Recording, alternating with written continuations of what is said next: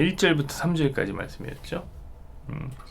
22장 1절부터 3절까지의 말씀, 제가 읽어드리도록 하겠습니다. 부형들아, 내가 지금 여러분 앞에서 변명하는 말을 들으라. 그들이 그가 히브리 말로 말함을 듣고 더욱 조용한지라.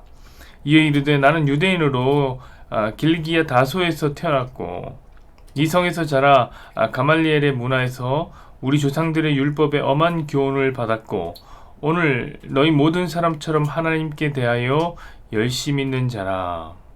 아멘. 오늘 8절 정도까지 되는 말씀인데 3절까지 이렇게 끊어서 가겠습니다. 오늘 이 말씀을 중심으로 해서 미치려면 곱게 미쳐라 라는 다소 조금 자극적인 제목으로 함께 말씀을 나누겠습니다. 우린 지난주에 이제 유대인들에 의해서 맞아 죽을 뻔한 바울, 그 바울이 겨우겨우 이 로마 군인들의 도움으로 들려나가는 장면을 봤습니다. 로마 군인들이 바울을 탁 들고 군중들을 빠져나오는 그 장면을 봤습니다. 근데 그렇게 들려나가는 상황 가운데 바울은 할 말이 있다, 내가 할 말이 있다 라고 하면서 이제 천부장에게 말을 좀 해결해 달라고 이제 요청하는 것을 보았습니다. 얼마나 중요한 이야기일까. 천부장이 얼마나 급하면 지금 이상하게 이 말을 하려고 하는가, 이렇게 천부장이 놀랬을 거예요. 그래서 이제 말을 하게 해주죠. 그런데 바울이 그 상황에서 무슨 말을 했습니까? 복음을 말한 것입니다. 그것이 바로 오늘 본문의 이야기예요. 쭉 이제 이야기하면서 이제 자기가 만난 예수님에 대해서 이야기하는 거죠. 충격적입니다, 여러분. 자기를 지금 죽이려고 하는 군중들 앞에요. 자기가 예수님 만난 이야기를 그 앞에서 하고 있는 거예요. 그 급박하고 불완전한 순간에 복음을 말했던 것이죠. 자, 여러분이라면 그렇게 할 수 있겠습니까? 전할 수 없는 이 상황 속에서 복음을 전하는 거, 이거 가능하냐? 우리는 조금 반대인 것 같아요. 전해야 하는 상황에도 고민해야 될 때가 있잖아요. 우리는 심지어 여러분, 친구가 묻습니다. 야, 네가 믿는 예수가 도대체 어떤 분이냐? 나도 복음에 대해서 알고 싶다. 나도 말씀에 대해서 알고 싶다. 이렇게 물어볼 때, 여러분, 복음을 전할 절호의 찬스 아닙니까? 복음을 먼저 물어봤다는 것은 여러분, 이거 정말 거의 없는, 여러분이 이제 길거리를 가다가 헌팅을 당할 정도의 확률보다 낮은 확률이에요. 누군가가 야, 네가 믿는 예수 나도 알고 싶다, 이렇게 하는 게 정말 어렵습니다. 그것은 성령님이 주신 절호의 찬스인 것입니다. 그래서 거기다가 뭐라고 그래요? 그냥 그런 게 있어. 교회 와봐. 뭐 어떻게 지금 다 말해주냐? 아니다. 넌 그냥 믿지만 넌 나에 대해서 너무 많이 알고 있어. 뭐 이 정도로 그냥 끝내고 있지 않나요, 여러분? 거리전도 이런 거 뭐 상상도 못합니다. 자, 이런 것을 보면 여러분, 바울은 지금 참으로 멋진, 그리고 또 참으로 복음에 미쳐 있는 사람이다라고 생각되어집니다. 아니, 얼마나 미쳐 있으면 이런 상황에서 복음을 전할까? 자, 사랑하는 여러분, 저는요, 사람은 모두 어디인가 미쳐 있는 것이 있다고 생각합니다. 어디인가 미치는 것이 있어요. 사람마다 좋아하는 것이 다 다르지만 그 중에는 더 좋아하는 것이 있고, 이것만 하면 다른 것은 생각나지가 않을 만큼 특별히 더 좋아하는 것들이 있습니다. 그것이 뭐 게임이 될 수도 있고요, 스포츠가 될 수도 있고요, 저같이 이제 독서일 수도 있습니다. 독서는 책만 보면 그냥 아무것도 보이지 않는 거예요. 여러분, 드라마에 빠진 사람들 한번 보십시오. 자기가 거의 뭐 그게 몰입해 있어요. 그렇죠? 이미 마음이 여주인공입니다. 눈물을 흘리는데 주인공보다 더 많이 흘립니다. 그 순간만큼은 이제 드라마에 미친 것입니다. 여러분, 그렇다고 이 미치는 것이 나쁜 것이냐? 저는 전혀 그런 것이 아니라고 생각해요. 왜냐하면 우리가 자기계발서 같은 책들을 보면 그런 말이 정말 많이 나오지 않습니까? 미치지 않으면 미치지 못한다. 너무 많이 들었어. 미치지 않으면 미치지 못한다. 지겨울 정도의 이야기입니다. 하지만 여러분, 저는 굉장히 진리에 가까운 이야기라고 생각합니다. 뭐든지 여러분 제대로 하려면 미쳐서 해야 돼요. 미쳐서. 여러분, 드라마를 봐도 그렇게 미쳐서 보십시오. 그래야 재밌어요. 그렇죠? 막 몰입해서 봐야 재밌죠. 눈이 돌아가서 하는 사람을 이길 재간이 없습니다. 자, 그러므로 사람마다 대개는 미쳐 있고 또 미쳐야 좋은 것이다 라고 생각합니다. 그렇다면 여러분은 무엇에 미쳐 있습니까? 여러분은 무엇만 하면 시간이 가는지 모르겠습니까? 저는 여러분에게 이렇게 권면하고 싶습니다. 여러분, 미치려면 복음에 미치십시오. 왜냐, 우리는 성도니까. 여러분, 복음이 무엇입니까? 이 복음이 뭐야? 성경이 뭐야? 말씀이 뭐야? 이거 예수님의 말씀이고 이 예수님 자신이란 말이에요. 이 말이 무엇을 의미하냐면 복음은 이 세상에서 가장 중요한 것, 이 세상 전부라는 거예요. 여러분, 이 세상이 무엇을 만들어졌습니까? 우리가 보고 있는 이 세상, 발붙이고 살아가는 이 세상이 무엇으로 만들어졌어요? 하나님의 말씀으로 만들어진 것이란 말이죠. 그럼 여기서 말씀이라는 게 뭐예요 도대체? 우리가 지금 말하는 이 말이에요? 제가 지금 하는 말이에요? 그럼 한국말입니까?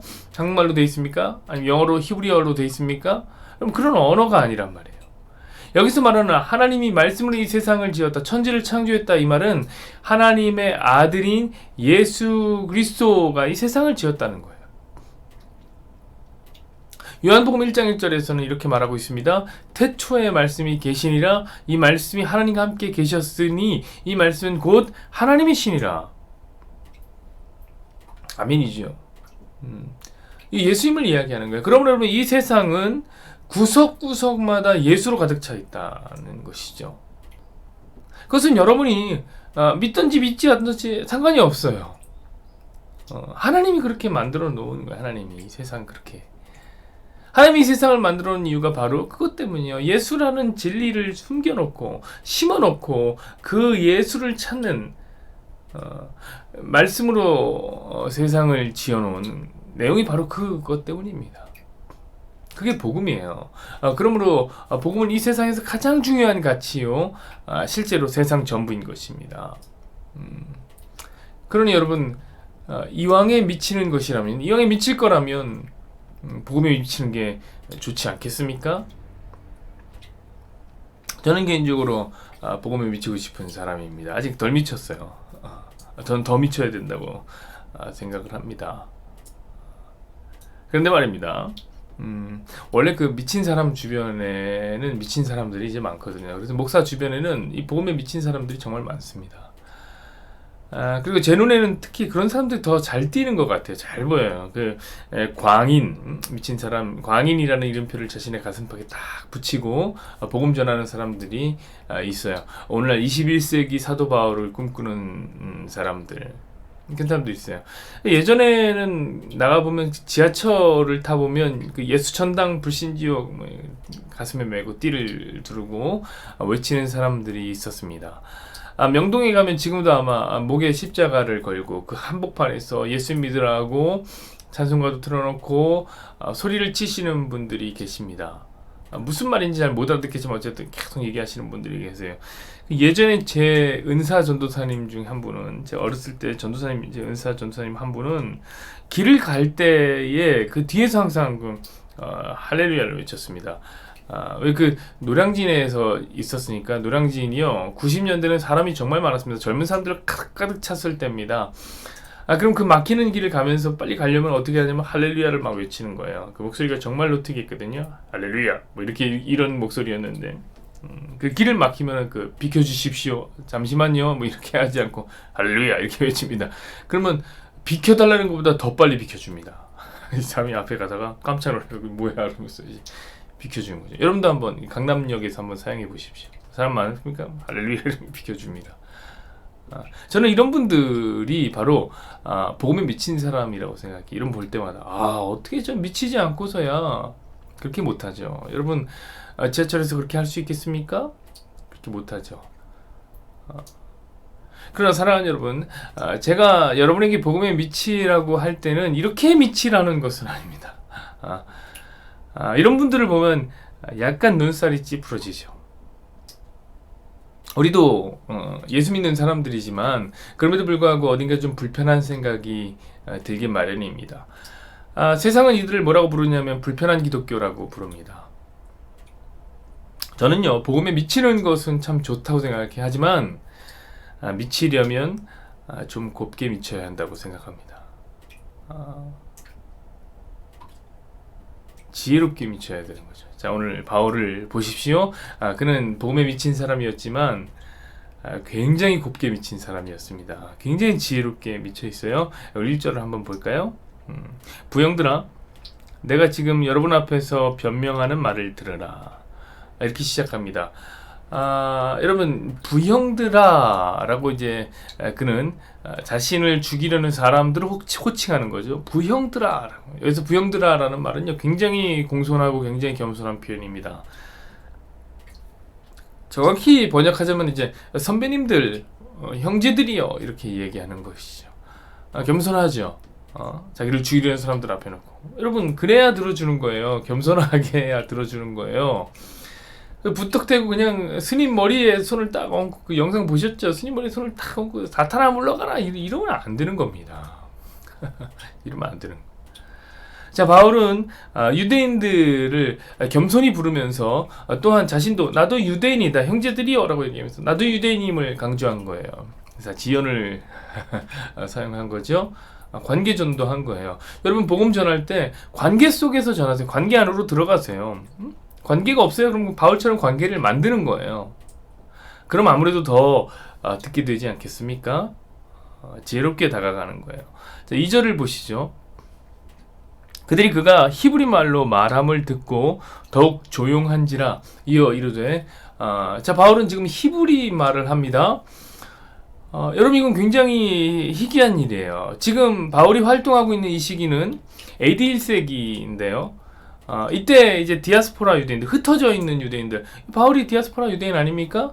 이들은 이제 본토 유대인들처럼 아람어라든지 히브리어를 하지 못했습니다. 다 잊어버렸어요. 거의 죽은 말이었습니다. AD 1세기에 보면 가장 유명했던 역사학자 필로 같은 역사학자도요, 그는 유대인이었지만, 그래서 모세오경 같이 구약의 방대한 주석을 남겼지만 히브리어를 잘 못했습니다. 그런 사회예요. 그런 사회. 대단한 학자들도 히브리어를 잘 못했어요. 자, 바울은 디아스포라 유대인이었어요. 그러나 그는 어떻게 히브리어를 알았어요? 뭐 공부한 거겠죠?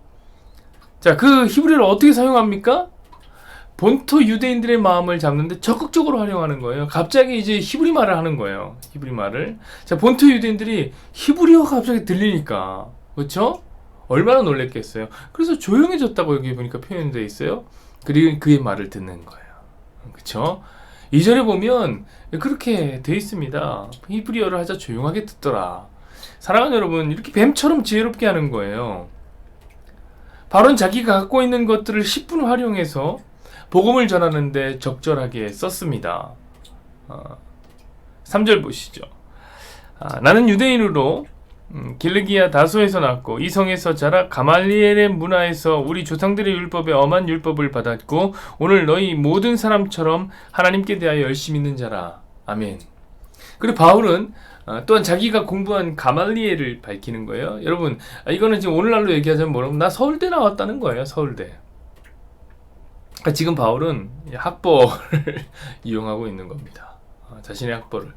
바울은 굳이 이제 밝히지 않아도 되는 가말리엘의 이름을 꺼냅니다. 여러분, 여러분이 가진 학벌도 복음 전파의 도구로 사용하십시오.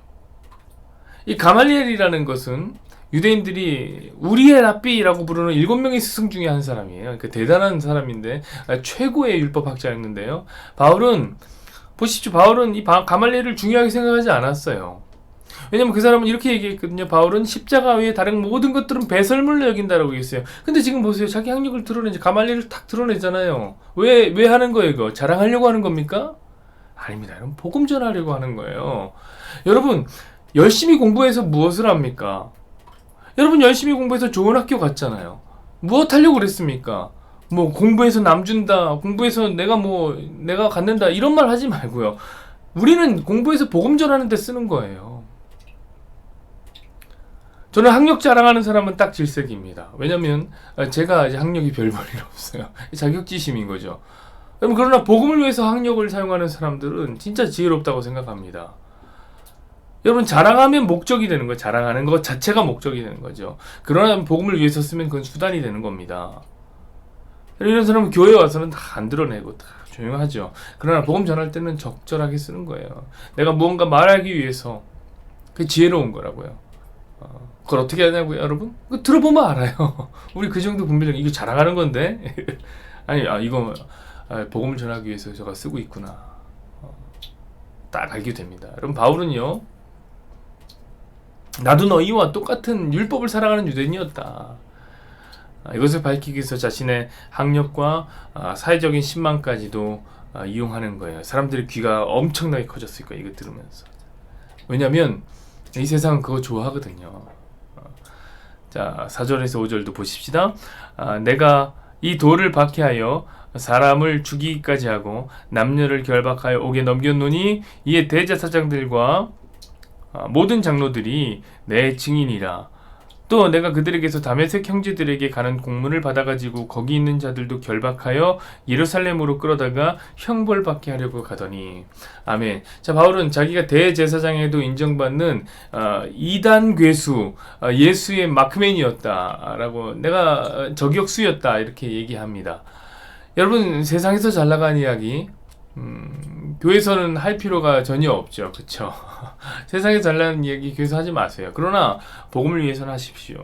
내가 대제사장과도 친분이 있다. 그 얘기 내가 받았다. 복음을 위해서 하십시오. 때론 실수했던 이야기, 이거 사실 실수했던 이야기 아닙니까? 부족했던 이야기도 괜찮습니다. 복음을 전하기 위해서 사용하는 거예요. 여러분, 하나님이 여러분의 인생을 다양한 경험을 통해서 만들어 가셨던 이유가 있습니다. 왜 그러냐면 이 복음을 전하기 위함이에요. 그럼 사용하는 거예요, 그거를.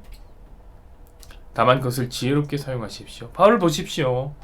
자신의 경험을 통해서 반전을 극대화시키고 있는 거 아니에요? 그쵸? 이미 자기가 한 경험이지만 반전을 극대화시키고 있다. 자기는 예수 믿는 사람, 죽이는 사람이었는데 이제는 그 예수를 전하고 있다. 이거 반전이잖아요. 그쵸? 여러분, 반전은 사람의 마음을 흥분시킵니다. 바울은 어려서부터 수사학을 배웠던 사람이에요. 수사학을 말하는 법을 배웠던 사람이에요. 그가 전하는 복음에는 수사적인 요소가 굉장히 많이 담겨 있어요. 바울은 들리게 말하는 사람이었어요.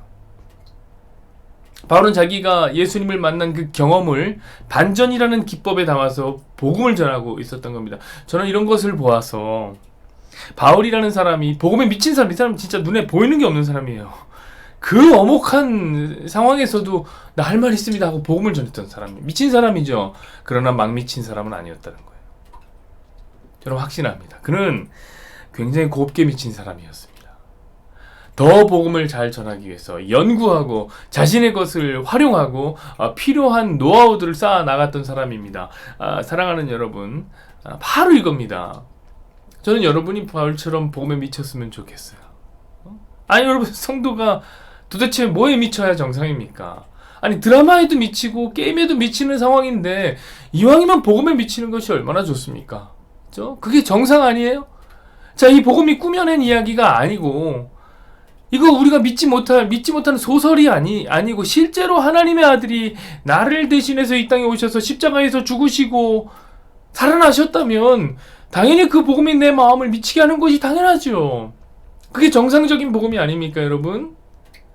이런 많은 사람들은 사람이 변하는 것이 이제 기적이라고 하지만 저는 그렇게 생각하지 않습니다. 오히려 이렇게 생각해요. 복음을 만났는데 미치지 않는 게, 변하지 않는 게 기적입니다. 아니, 어떻게 복음을 만났는데 안 변해요? 여러분, 하다못해 교통사고가 난 게 아니에요, 여러분. 날 뻔해도, 와, 갑자기 내 앞에 차가 훅 지나가도, 야, 삶은 무엇이고 죽은 무엇인가 다시 생각합니다. 삶의 의미를 발견하고 그때 삶의 태도를 달리합니다. 아니, 그런데 예수님의 십자가와 부활을 믿음으로 받아들이는 이 복음과 정면으로 충돌을 팍 했는데 아무 변화가 없다? 그럼 그게 기적이에요. 그게. 사랑하는 여러분, 복음을 만나면 미치는 게 당연합니다. 좀 당연하게 우리 사십시다. 저는 진심으로 여러분이 복음에 미쳤으면 좋겠어요. 그러나 막 미치지 마십시오. 곱게 미치셨으면 좋겠어요. 지혜롭게 최선을 다해서 연구하고 겸손하고 절제하며 세련되게 그렇게 아름답게 우리가 이 복음에 미쳤으면 좋겠습니다. 여호와는 내게 복을 주시고 너를 지키시기를 원하며 여호와는 그의 얼굴을 내게 비추사 은혜 베푸시기를 원하며 여호와는 그 얼굴을 내게로 향하여 드사 평강 주시기를 원하노라. 아멘. 하나님이 복음이라는 것은 참 우리로 하여금 가슴 뛰게 합니다.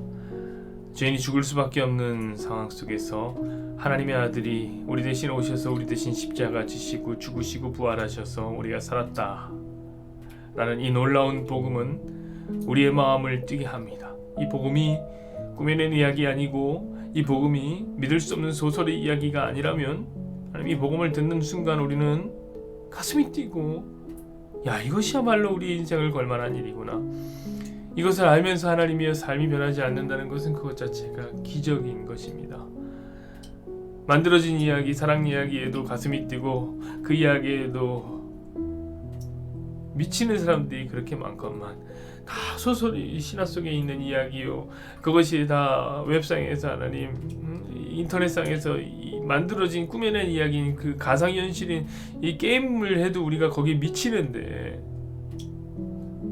하나님 어떻게 복음을 받으면서 복음에 미치지 않을 수 있습니까? 예수님에 대한 이야기를 듣고 예수님에 미치지 않을 수 있습니까? 하나님 저와 우리 성도들이 이 복음을 진짜 제대로 알고 복음에 충돌할 복음에 미친 사람이 되었으면 좋겠습니다.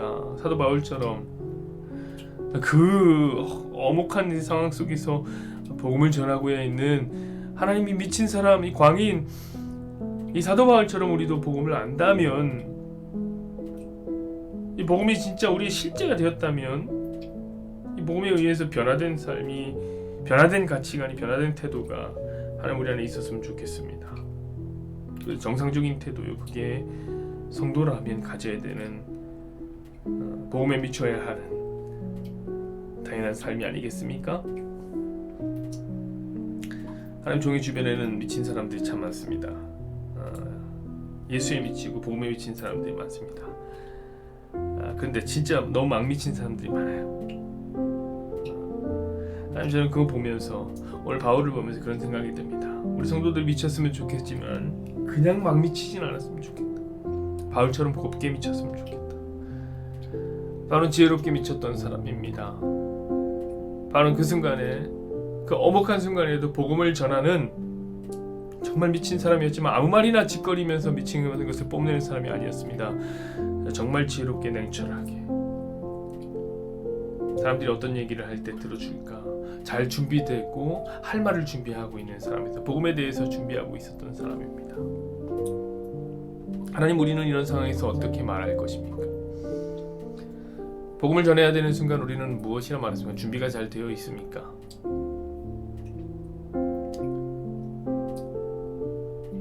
우리가 복음에 미치지도 못했는데 지혜롭지도 않다면 하나님, 그것은 큰 문제가 아니겠습니까?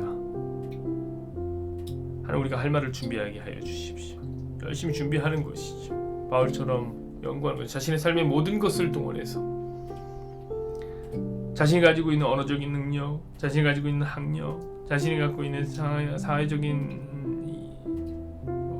위치, 자신이 갖고 있는 그런 경험들, 때로는 실수, 때로는 잘 나갔던 이야기들, 이런 모든 것을 통하여서 복음을 전하는 것, 억지로 복음을 전하는 것이 아니라 하나님께서 우리의 삶을 만들어 오신 그런 모든 과정들이 우리에게 복음을 전하기 위하여서 만들어 놓으신 모든 도구이기 때문에, 수단이기 때문에 그것을 활용하여서 그들이 들리는 이야기로 복음을 전하는 우리 성도들 됐으면 좋겠습니다.